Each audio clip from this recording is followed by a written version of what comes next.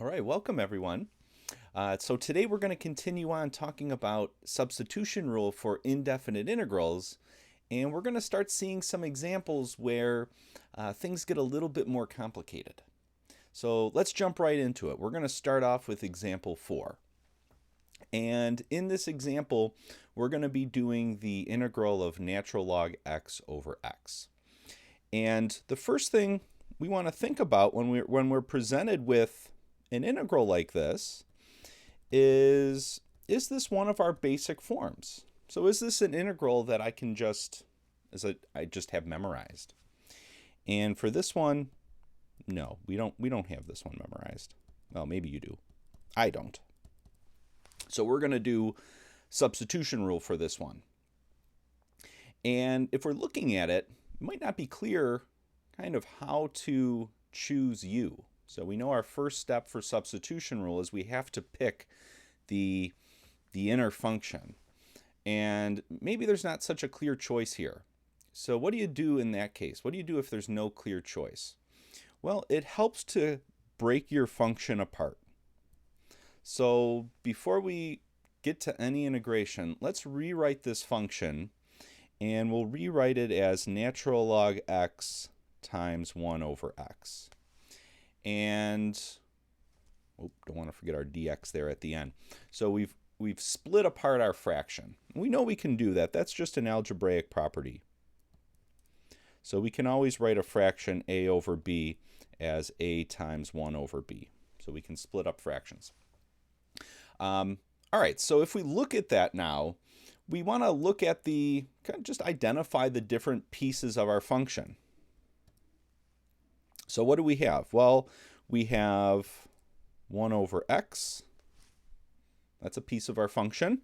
And we also have natural log x. That's another piece of our function. And so those are possible choices for you. So maybe we look at u equal to 1 over x. Or if that one doesn't work, maybe we look at u equal to natural log x. And maybe that one would work. So there is a bit of trial and error for some of these problems where you try something, see if it works. If it doesn't, if things get more complicated or you get stuck, well then maybe go back and try something else. So let's see what happens if we pick u equal to 1 over x. We know right away then we're going to calculate the differential du. So the derivative of 1 over x is negative 1 over x squared dx. So we're just doing power rule there to differentiate. Maybe rewrite it as a negative exponent. And really we can tell if a substitution is going to work by what happens when we calculate the differential. So looking at this negative 1 over x squared, if we look at our integral, I don't see anywhere else a negative 1 over x squared. So looking at our integral here, we know this 1 over x, that's sort of already spoken for. That's going to become our u term.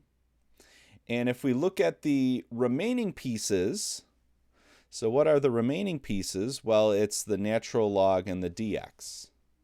So we want to compare what we calculated for du to those remaining pieces.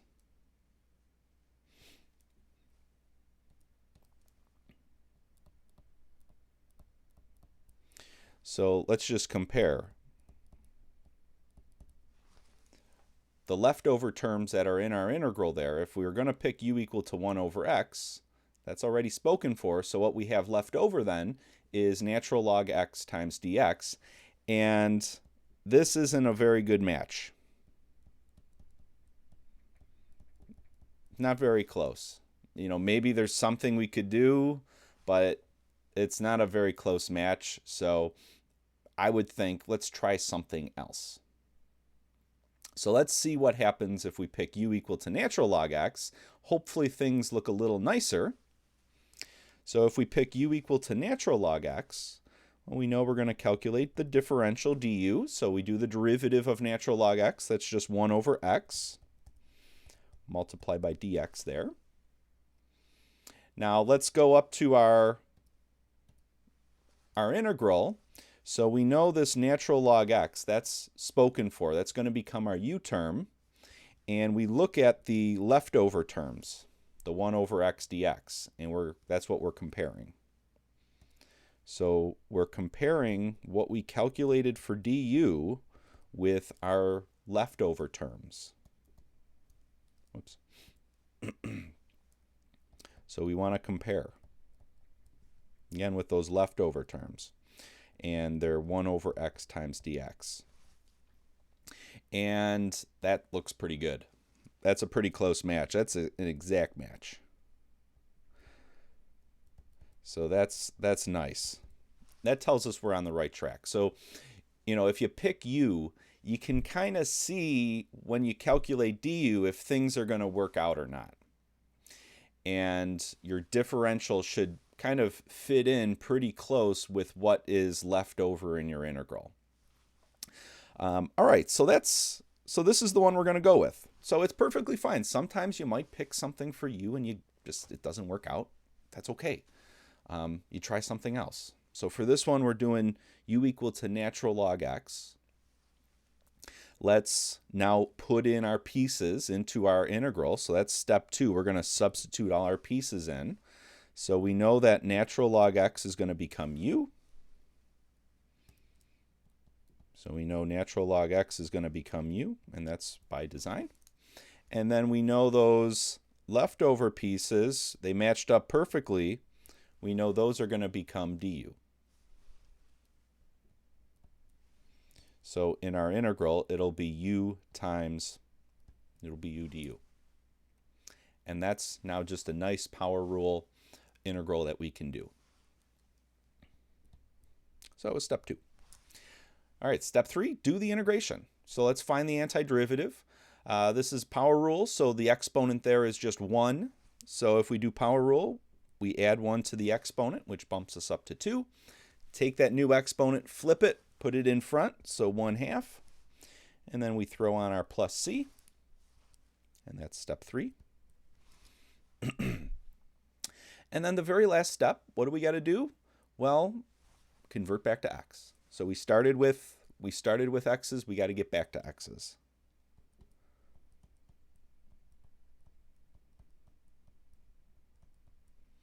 So wherever we see a u,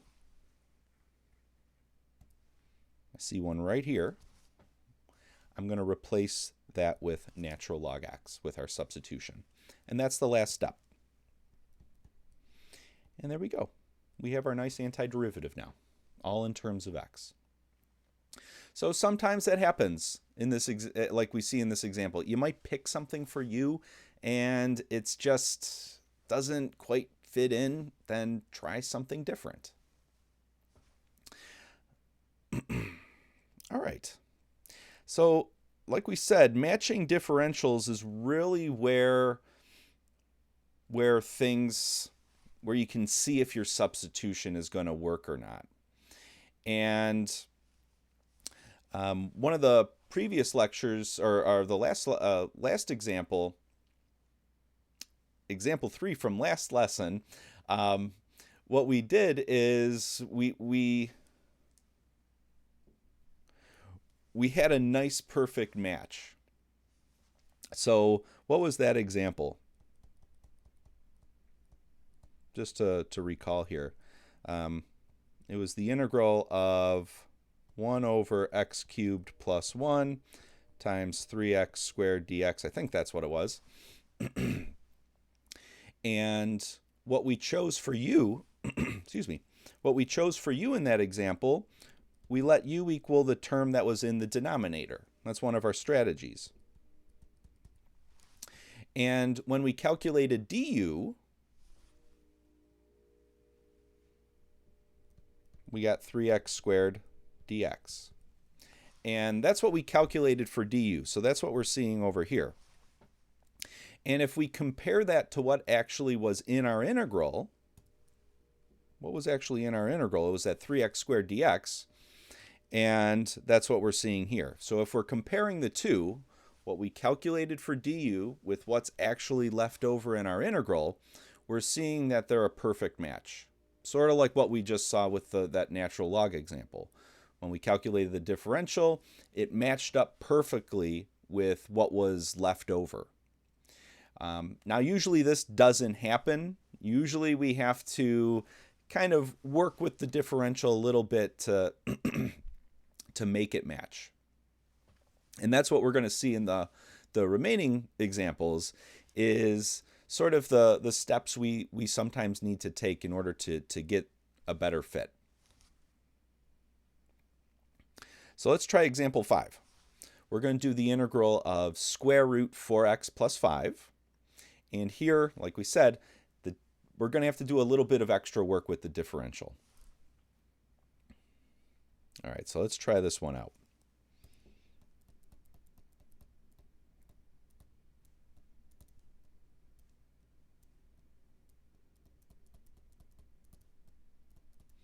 All right, so before we get anywhere with the integration, we see a root sign. It's just going to be helpful later on if we rewrite that as a power function.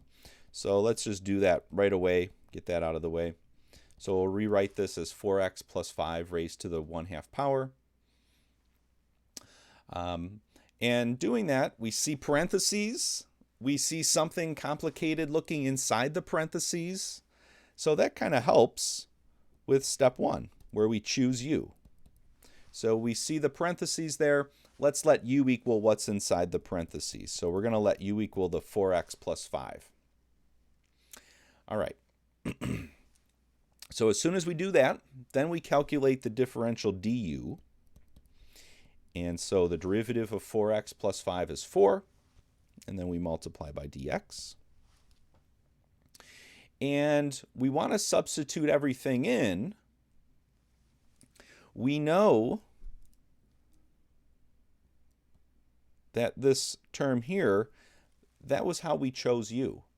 So that's going to all become our u term. This is actually going to become, once we substitute in, it'll become u raised to the 1/2 power.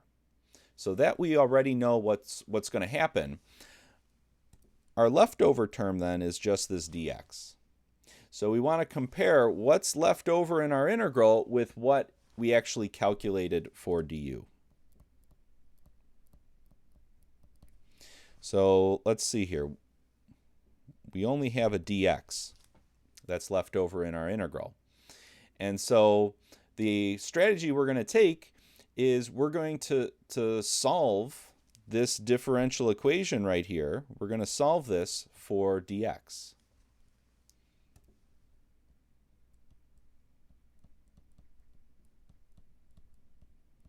So if we solve that for dx, we get dx is equal to, and how do we move the 4 to the other side? Well, we're going to divide both sides by 4. So we'll get dx is equal to 1/4 times du. So we know what the leftover term is now. So we know exactly what dx is equal to. So when we plug in, we're going to be using this to actually plug into our integral. So this is going to become 1/4 times du when we plug in. And that's a 4. Sometimes my 4s start looking like u's. So let's go through it now. So we were able to match up our differential. We had to do a little bit of extra work there just to get to get it to match. So really this 4 that we had, it was sort of like an extra constant.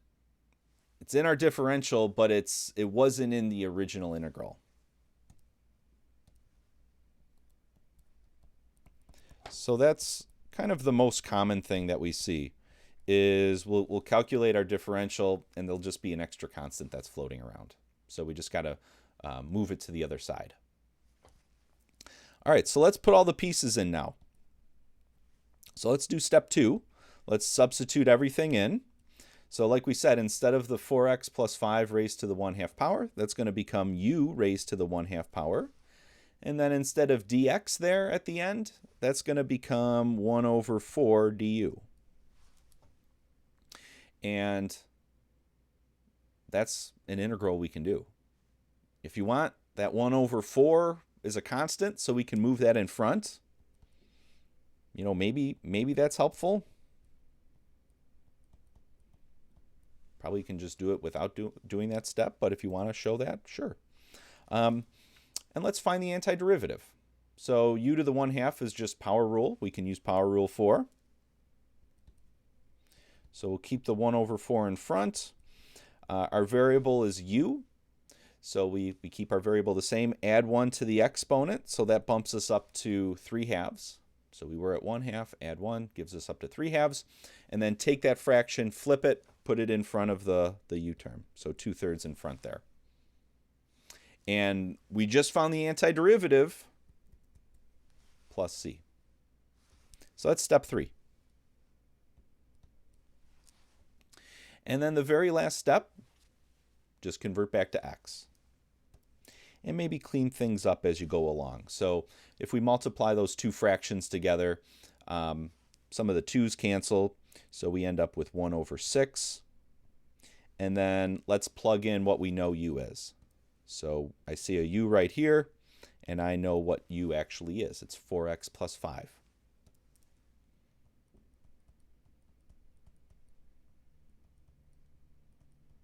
So we just fill that in. And that's our last step. Convert back to x. So there's our antiderivative.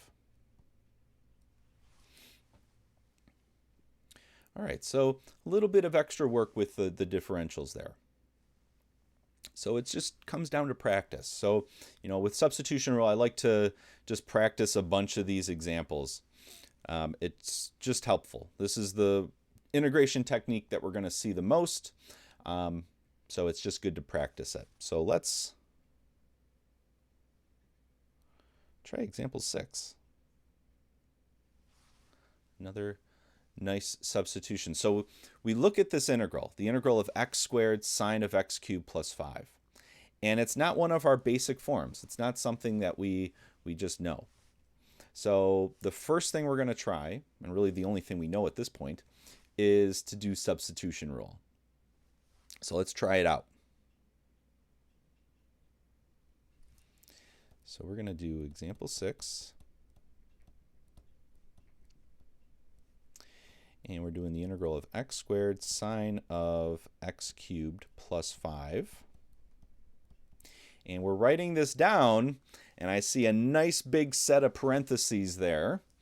So we know step 1 is we need to choose u. And I see a nice set of parentheses. I'm going to let u equal what's inside those parentheses. Maybe it doesn't work, but that's generally the first thing we want to try is if we see parentheses and something complicated inside those parentheses, that's what we choose for u. Remember, we're looking for the inner function. Then we calculate the differential du. So the derivative of x cubed plus 5 is 3x squared. And then we multiply by dx. And we're going to compare this now with the leftover terms that are in our integral. So we already know the sine of x cubed plus 5. That's how we chose u. So we know that is going to become sine of u. So that's good. Remember, we want to get rid of all the x's that we see. So what are the leftover pieces? Well, there's an x squared and a dx. So that's what we need to kind of compare with. X squared and dx. And we see that it's a close match. So we calculated the differential du. We got 3x squared dx. We have x squared dx left over in our integral. So that's what we're going to solve for. So we're going to solve that differential equation for x squared dx. So if we do that, we just need to move the 3 over. And the way we move the 3 is by dividing both sides by 3. So we'd get x squared dx is equal to 1/3 times du. And again, that 3 is just an extra constant term it's there. It's in our differential, but it's not in the original integral. So we have to just handle that a little bit carefully. All right, so we have all our pieces. We chose u, we calculated du. We had to do a little bit of work getting the differentials to match up with what's left over in our integral. So now we can start filling everything in. So we have the integral. We know that sine of x cubed plus 5, that's going to become sine of u. And then we know x squared dx. The x squared dx, what is that going to become? That's going to become 1/3 du.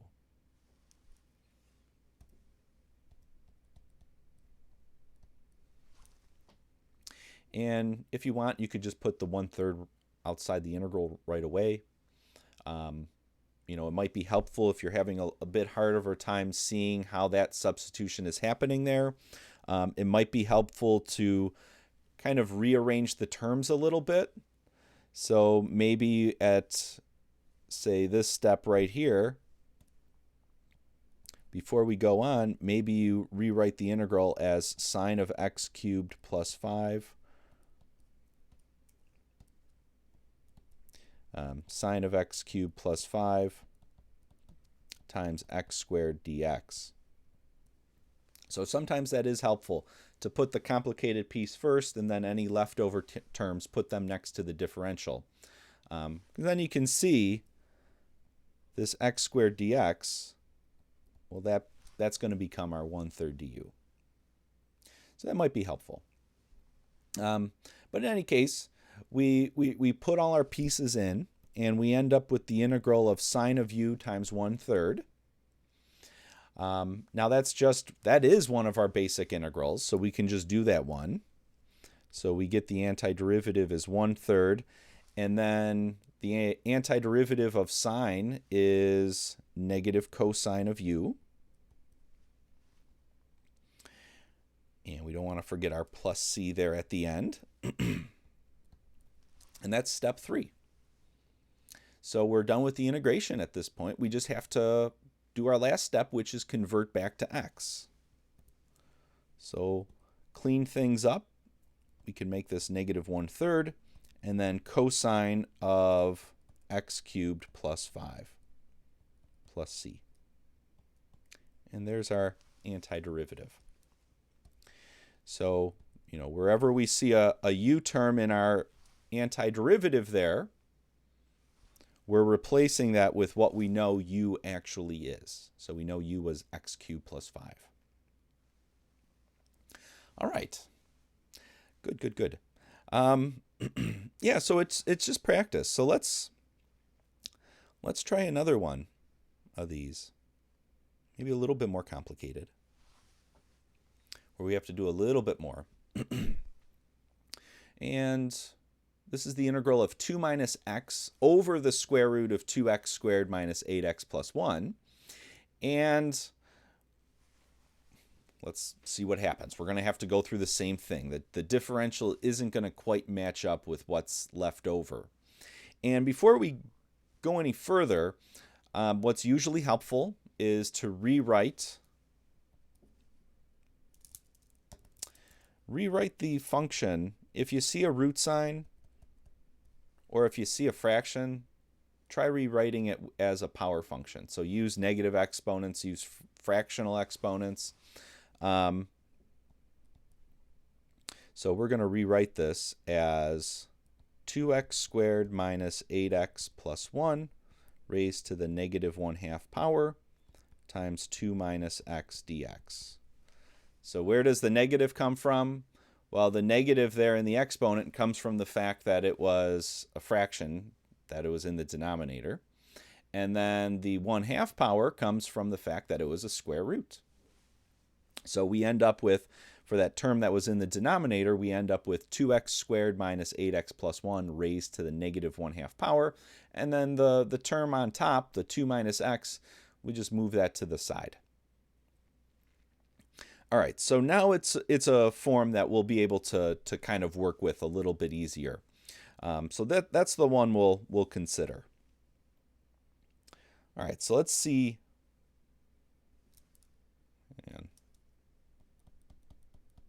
And Let's see how to do this one. All right, so we're going to do the integral of 2x squared minus 8x plus 1 raised to the negative 1/2 power. And just writing it down, we can kind of identify we have two pieces here, and one of them looks a bit more complicated than the other one. So that 2x squared minus 8x plus 1 raised to the negative 1/2 power, I would say that's the more complicated piece. And we want to identify the inner function of that complicated piece. And that's going to be our u. So what's inside the parentheses there? It's 2x squared minus 8x plus 1. So that's what we're going to pick for u. All right, as soon as we do that, we calculate du. So 4x minus 8, and then we multiply on dx. And then we're going to compare that with what's left over in our integral. So if we go up to our integral, what's left over is that 2 minus x dx. And that doesn't quite match up. So, what do we have is we have 2 minus x dx. And you might have to work with either of those to see if there are any terms in common. And it turns out that if we look at the 4x minus 8, we can actually do a little bit of factoring there to make things match up a little bit nicer. So we're going to factor this. And when we do that, we get du is equal to, and we're going to factor out a negative 4.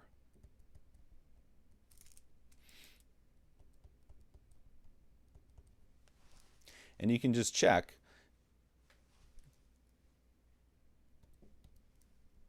Take that, let's use a smaller one. Take that negative 4 and distribute it, and you get back what you started. So negative 4 times 2 is negative 8. Negative 4 times negative x is positive 4x. So you can check that, we have equivalent statements there. So just try factoring. And that's, simplify as much as you can by factoring. And things might start, you might just start notice common terms between the two. What we calculated for du and the leftover terms. So, try factoring to rewrite it a little bit. And now that we have it factored, if we compare, let's identify the terms that show up in both of these.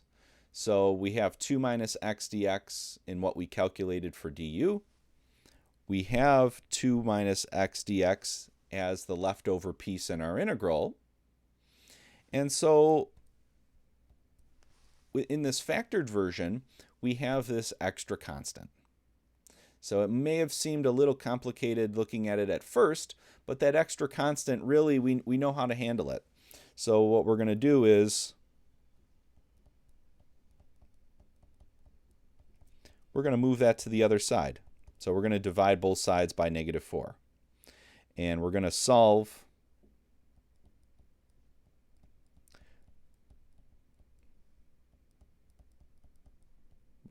for that 2 minus x dx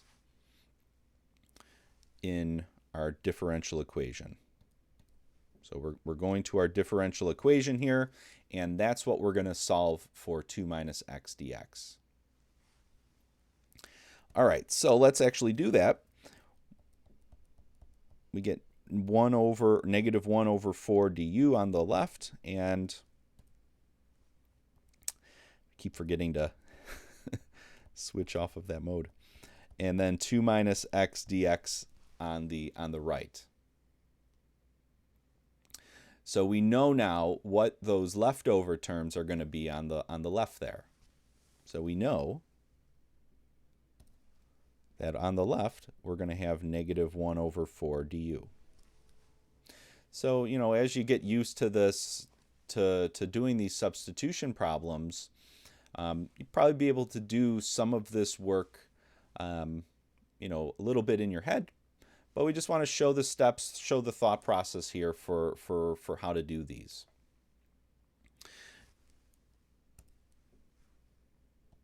All right, so we have all the ingredients now, essentially.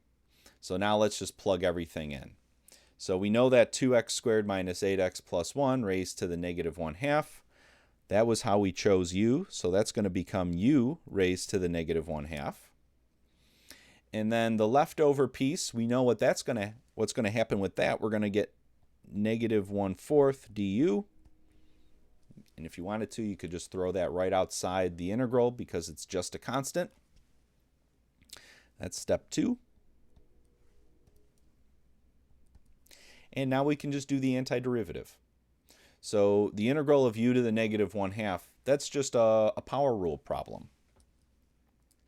So I'll put my negative 1/4 first, and then let's get the antiderivative of that u to the negative 1/2. So the variable is u. We add 1 to the exponent. That bumps us up to 1/2. And then we take that new exponent and we flip it. Put it in front. Put it in front of the u. So it would be 2 over 1 or just 2. And that's our antiderivative. Now the only thing that's left is to convert back to x. And while we do that, let's clean things up. So the negative 1/4 times 2 becomes negative 1/2.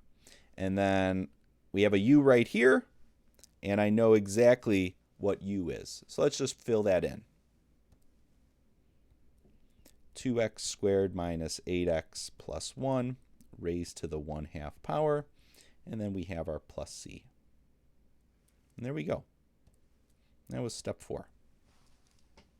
So sometimes you might have to do a little bit of work with the differentials. You might have to factor a little bit in order to see how they match.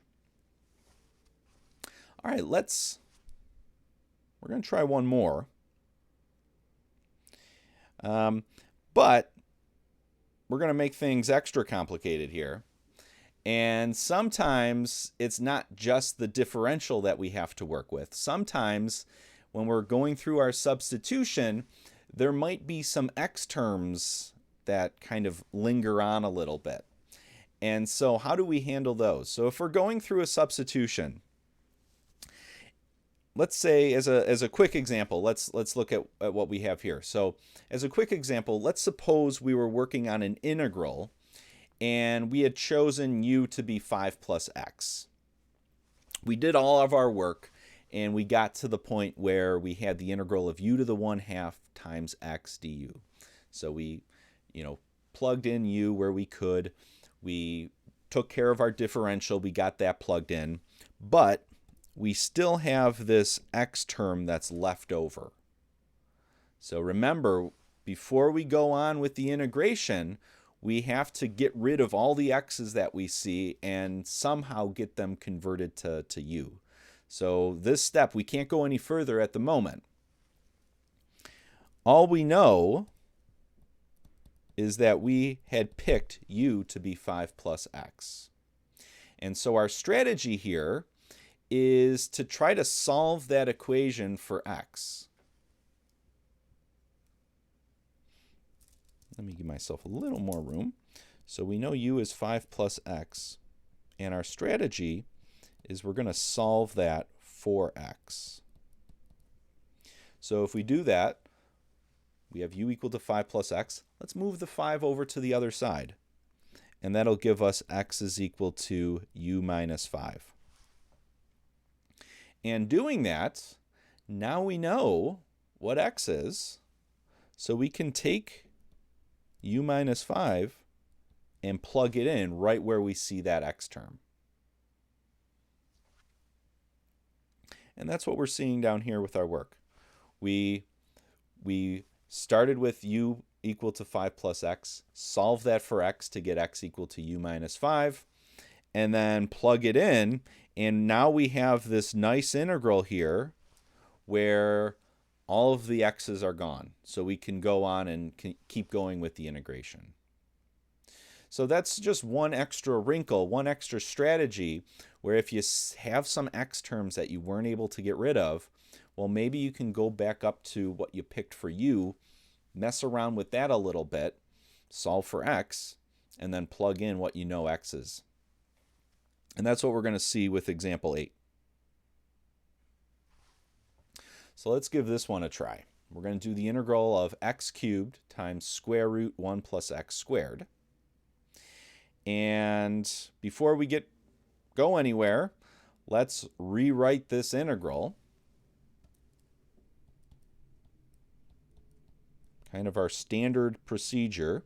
Let's rewrite this integral as really our function as x cubed times 1 plus x squared raised to the 1/2 power. So just convert that root function to a power function. It's just going to make the integration a little bit easier later on.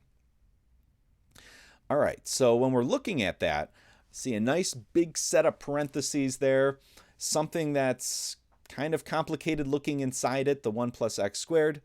That's my first choice for u. So I'm going to let u equal 1 plus x squared. And let's see where that gets us. So we're going to calculate du. Derivative of 1 plus x squared is 2x. Multiply on a dx there. And let's keep rewriting our integral a little bit, our function a little bit. Let's take that x cubed. So we know this 1 plus x squared to the 1/2 power, that's going to become, that's involved with our u. That's going to become u to the 1/2. Now the leftover pieces, we have this x cubed that's sort of left over, and we have our dx.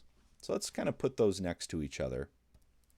Again, not necessary, but it can be helpful, especially when you see things that doesn't look like things are going to quite match up here. All right, so we have 1 plus x squared to the 1/2 times x cubed dx, and we want to compare our leftover terms here with what we calculated for du.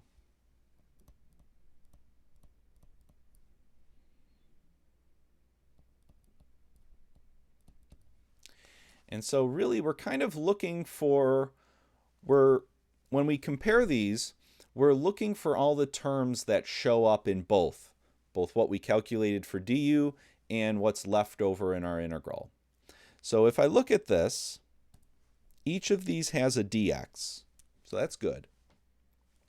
This one has an x. This one has 3 x's. So we can actually break that apart and write it as x squared times x dx. So we're just trying to look for all the terms that both have in common. So both had an x, or both had a dx, and now we know both have an x. And then the 2 is sort of left over, and then we still have that x squared that we'll see what we're going to do with that. All right, so we saw what they had in common. So that's what we're going to solve for. We're going to solve for x dx. And that'll give us 1/2 du is equal to x dx. And let's start plugging into our integral now.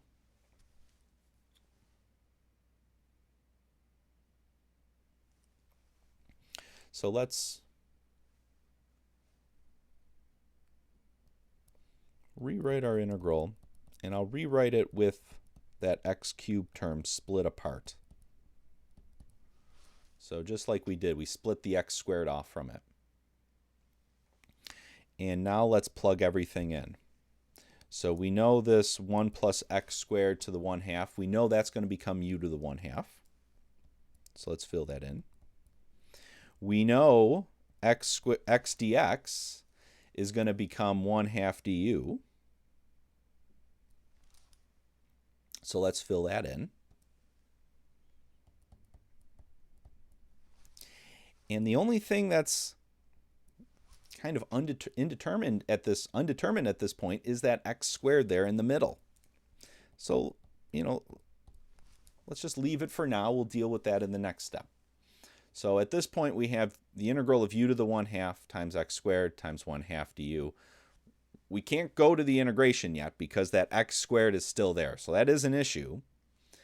But we can go up to our equation for u here, and we can solve for x.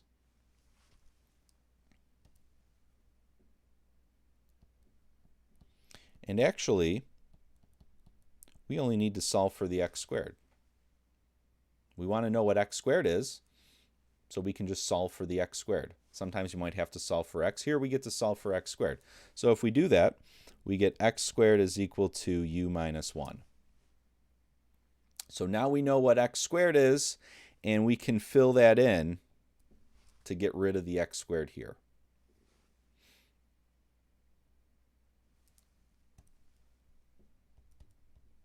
So we get u to the 1/2 times u minus 1 times 1/2 du.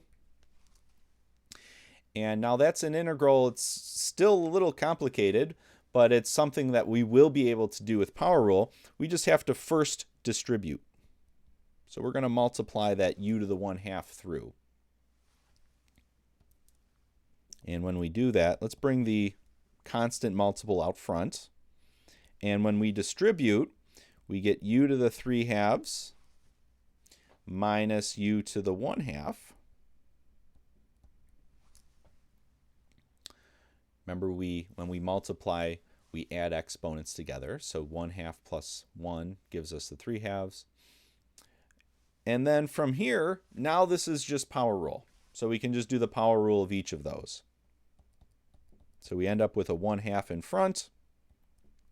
Let's do the first one. So we add 1 to the exponent. That bumps us up to 5/2. Take that new exponent, flip it, put it in front. So 2/5. Do the same thing for the next one. We have a minus. Our variable is u. Add 1 to the exponent. So that takes us up to 3/2. Take that new exponent, flip it, put it in front, 2/3. And then we have plus c. All right, so there's our antiderivative. We have our antiderivative now all in terms of u. Not quite done. We have to convert back to x. So we go through wherever we see a u in our antiderivative here, we need to go back up to our formula for u there, plug in our x's. So we're going to plug in 1 plus x squared. And while we do this, maybe simplify things down. So we could take this 1/2 and we could multiply it. We could distribute it. So in all told there, the 1/2 cancels with the 2's. So we get a little bit of canceling. It simplifies a little bit. Doesn't hurt to do that step. So we end up with 1/5. And then instead of u, we have 1 plus x squared raised to the 5/2. And then minus 1/3. And then instead of u, 1 plus x squared raised to the 3/2. And our plus c. And there we go. We have our antiderivative. So, yeah, what this example shows, this one kind of had it all. This is almost a kind of a worst case scenario for when it comes to substitution rule. We had to, things didn't quite fit so nicely here. So we had to do a little bit of work getting our differential to match up. And then we had to go back and do a little bit of work with our choice for u in order to kind of fit in what the x squared value was. So, sometimes that might happen. You might have to go back and do a little bit of extra work with your du term and do a little bit of extra work with your u term in order to get all the pieces that need to fit in. All right, so that's going to do it for substitution rule for indefinite integrals. In the next lesson, we're going to see how substitution works for definite integrals. So that'll be for tomorrow. All right, we'll see everyone then. Bye-bye.